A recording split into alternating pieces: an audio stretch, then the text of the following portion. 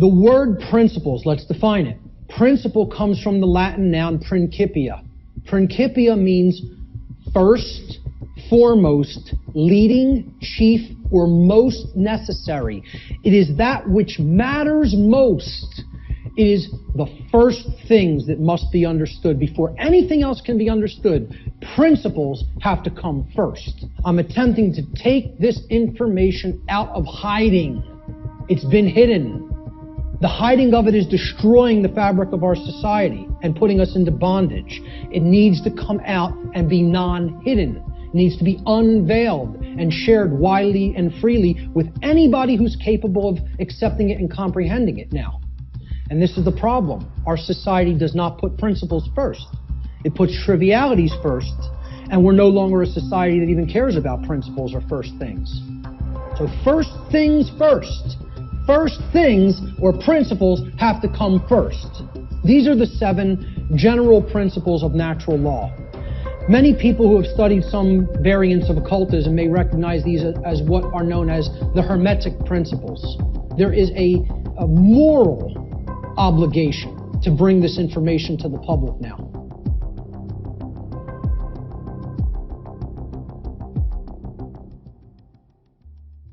The principle of mentalism states that the all, everything in creation, is actually a manifestation of mind. The all is mind. Okay? What this means is everything that happens has to be a result of a mental state which preceded it. Everything. For anything to exist, thoughts had to form first, and then they formed the physical reality after. The universe itself is a mental construct of the Creator. Thoughts lead to the manifestation of things and events. Thoughts create conditions. Thoughts create things and conditions. They cannot just magically manifest themselves. Thought comes first. Thoughts create our state of existence and the quality of our experience here on earth, ultimately. Therefore, we should be responsible for everything that we create by being responsible for that which we think. Because the thought processes are what are driving the behaviors. People behave the way they do because they have certain belief systems embedded in the mind and running like a program. Their thoughts and their emotions are driving their actions. So the behavior is not magically suddenly going to just change.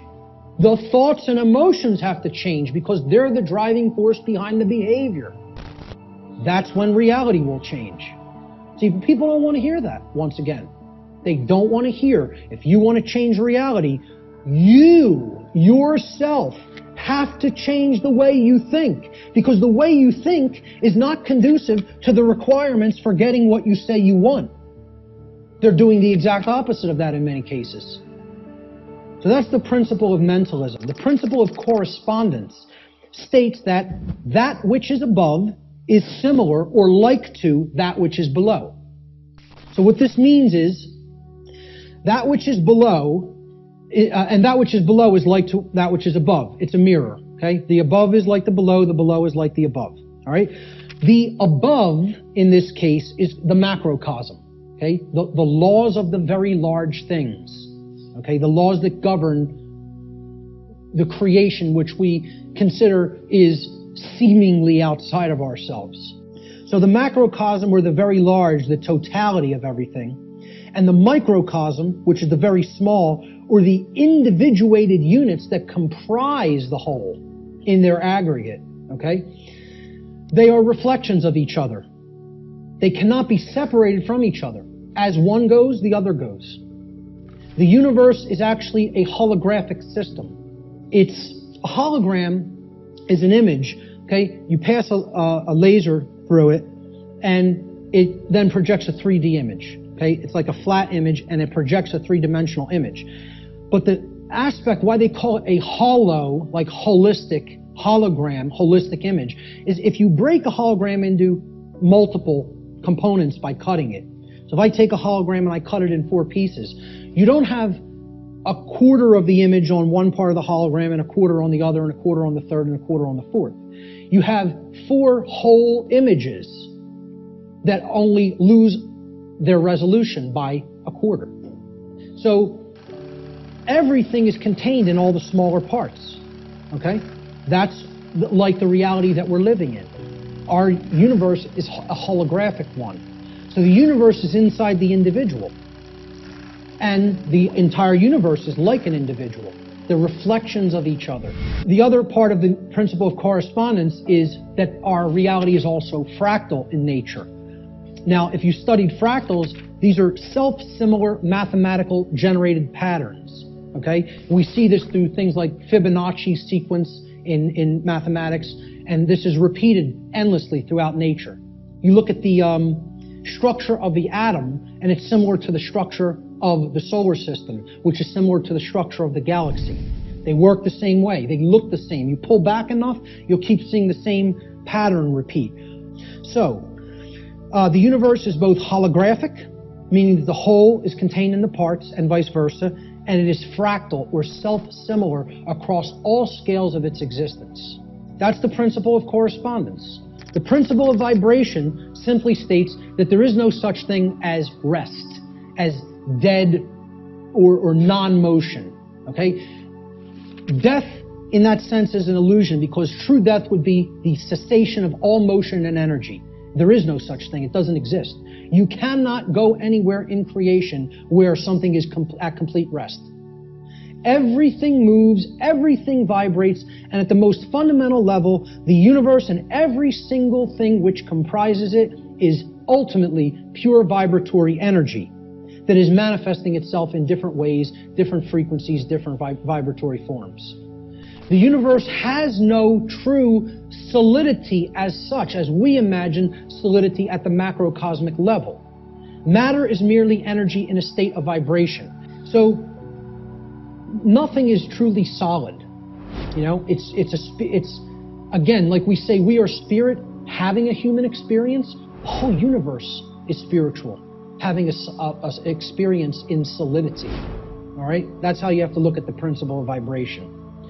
The principle of polarity states that everything has a dual nature to it. There are polarities in everything that exists. Okay? Everything has poles. Everything has its pair of opposites. However, opposites, they are identical in nature, but they're different in degree. So let me give you an example of what that means. Are hot and cold really opposites? Or can we simply look at them as the presence of heat energy or the absence of heat energy? Meaning that they're the same thing, energy. And whether it's concentrated in a specific area, which would make it hot, or whether it's absent from a specific area, which would make it cold. Okay? That's what hot and cold are at the fundamental level. At our level of perception, they're opposites, but at the fundamental level, they're the same thing, energy or lack thereof.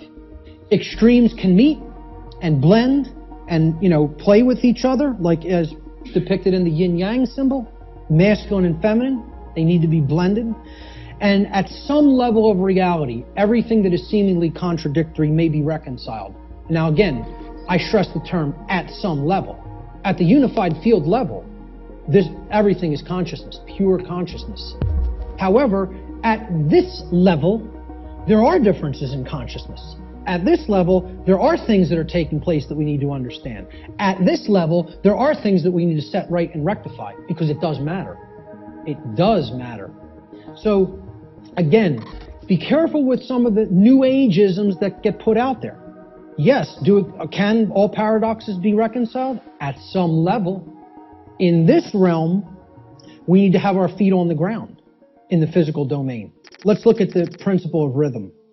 Everything flows out and in. Everything has its tides. All things rise and fall. Okay, so everything has a rhythm to it, or a swing to it. There's tendencies that exist in energy. The pendulum swing manifests in everything that we undergo, everything that we perceive. The measure of the swing to the right is the measure of the swing to the left. It's just an opposite. It's perceived as an opposite. Rhythm will compensate. Now, how this should be understood when we are talking about natural law is many people will say, well, that's just the way the tendency is moving us. It's just the way the tide is taking us, right? But that's not really accurate. Okay? We can't look at these things as that the rhythms are set in stone and it has to be this way now. Right? One of the things that a lot of the Hermetic tradition taught regarding these laws, these principles, were they can be overcome by higher levels of consciousness. Okay? This one was one of them. Rhythm is a principle that is a tendency for something to swing a certain way. Let's look at it as you have a boat. You want to row the boat out to sea, right? You have to get past the tide. You have to get past the breakers and the waves.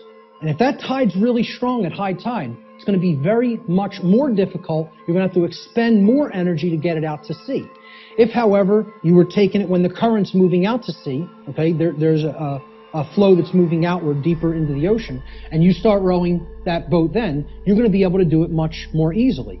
Okay, so if there's winds pushing along a plane, it's going to have to expend less energy. It's going to get there more quickly, okay, because it's adding to the energy. If, however, you're flying against the wind, you got to expend a lot more energy. It's just a tendency. You can still get to where you want to go. You may just have to exert more effort. So that's the principle of rhythm. This is the principle here in natural law that most fits in with how I'm using the term natural law today, cause and effect. Many people, again in the New Age community, don't want to believe that there's causes and effects, and that effects are driven by causes that, come first and then manifest conditions. So the principle of cause and effect simply states that every cause has its effect and every effect has its cause. Every single thing that occurs happens according to law. All right? Chance is a name for law, a law not recognized. There are many planes of causation, but nothing escapes the law. So again, is there free will? Yes, there is free will.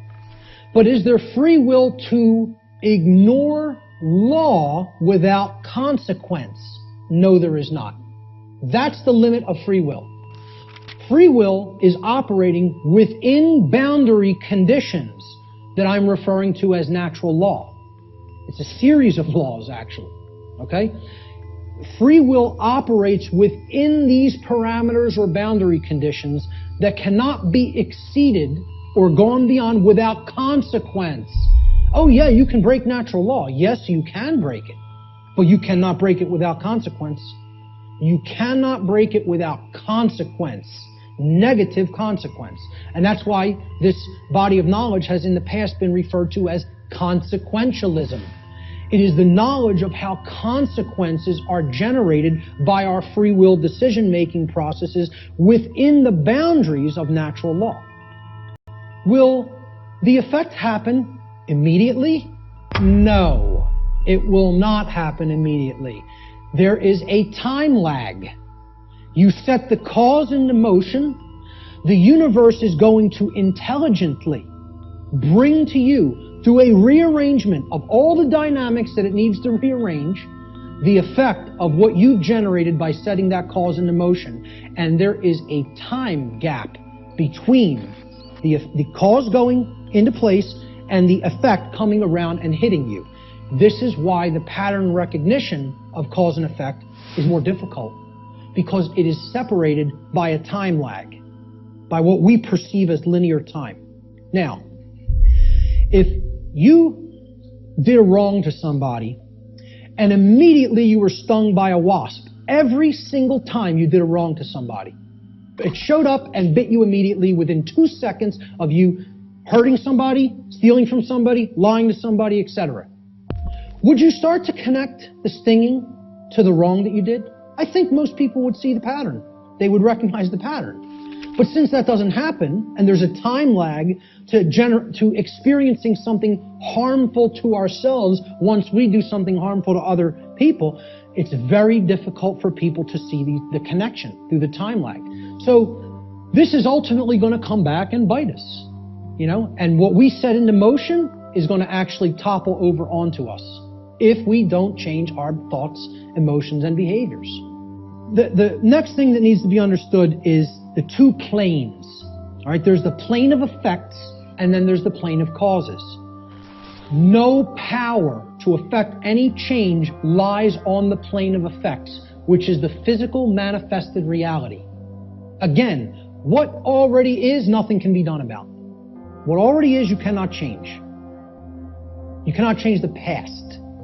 You can change what it is starting now and make sure that it gets changed in the future. But right now, what is the truth, and all you could do is accept that or reject it. You can't change the past. So the physical world that is manifested up to this point happened because of things that occurred in the past. The causes happened in the past. Nothing you can do about that right now. The plane of effects, or the physical world, is where manifested realities have already occurred, have already taken shape, have already formed due to their underlying causal factors. The plane of effects constitutes that which has already occurred. As such, no power to effect change lies here, because that which has already occurred cannot unoccur. That which has occurred can't undo itself. It happened, it's already done. It has become that which is, or truth.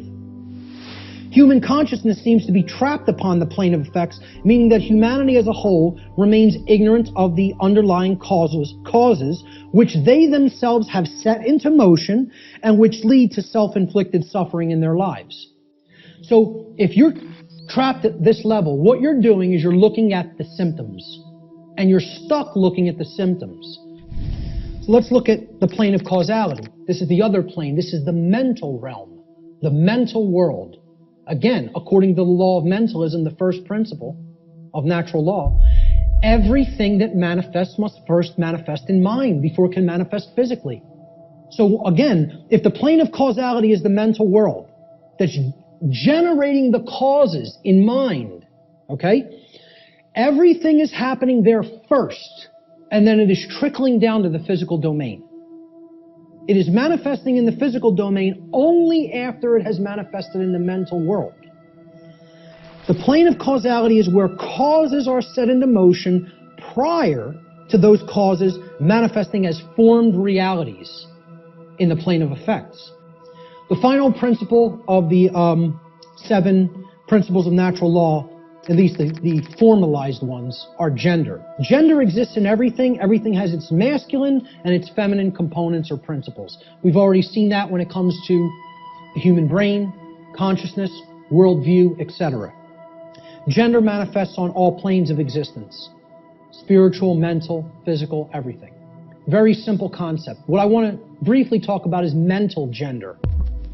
Mental gender is the state of coexistence between the masculine and feminine aspects of the mind.